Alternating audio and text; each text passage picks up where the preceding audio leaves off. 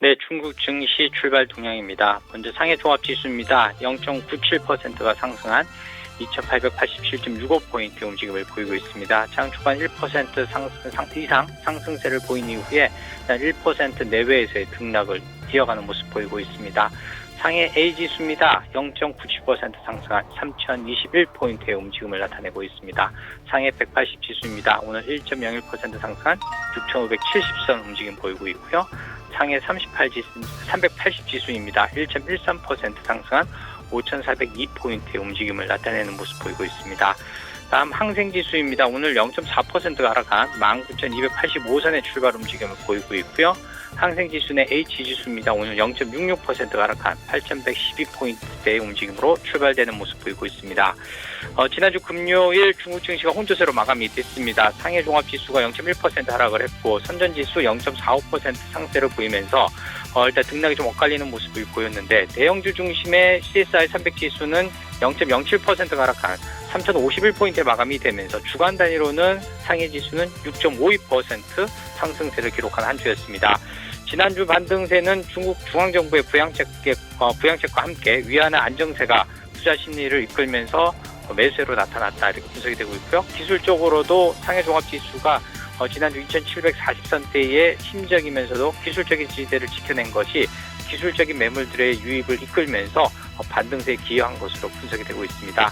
그러나 여전히 불안한 경제지표 그리고 경기 상황 등과 대외 여건의 불확실성 등은 중단기적으로는 중국 증시의 불안 요인으로 작용할 수 있을 것으로 예상이 되고 있습니다. 그렇기 때문에 좀 더 살펴봐야 될 것으로 판단이 되는데 특히 이제 지난주 발표됐던 중국의 무역 수지, 수출과 수입 모두 시장 기대치를 하회하는 모습을 보였고요.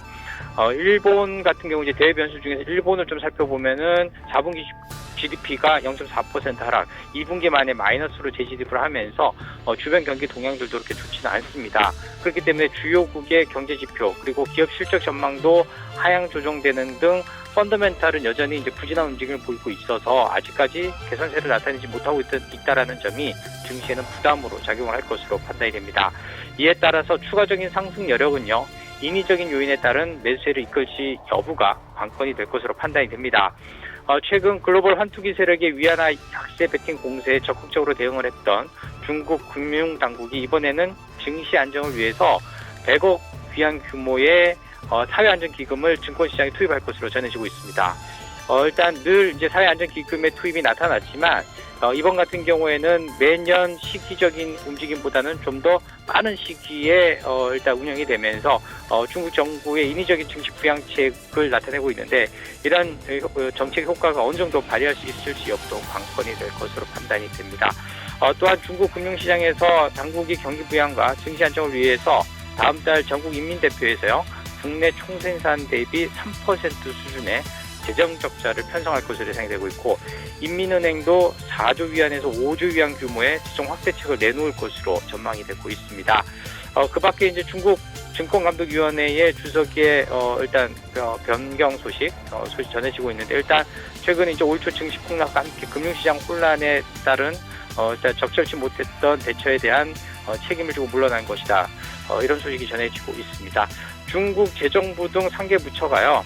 부동산 재고 해소를 위해서 취득세를 인하했다는 소식이 전해지고 있는데 베이징과 상하이, 광저우 그리고 선전 등 일부 도시는 취득세 인하 범위에서 제외되면서 일단 주요 도시는 제외되는 소식으로 전해지고 있습니다. 그 밖에 지난 19일 시장에 전해졌던 일부 외신들의 시중은행 지준율 인상 소식, 이 소식이 전해지면서 일단 인민은행은 이 부분에 대해서 이제 부인했다는 소식이 전해지고 있습니다.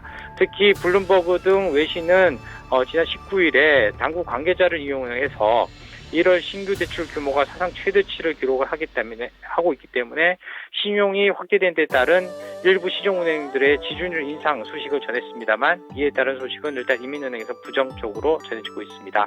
개별적으로는 사드 배치 문제 등 중국의 일단 무역제재 기존의 사례와 비교를 해본다면 어느 정도 관련 종목군들의 타격은 예상이 된다 이렇게 분석이 되고 있습니다.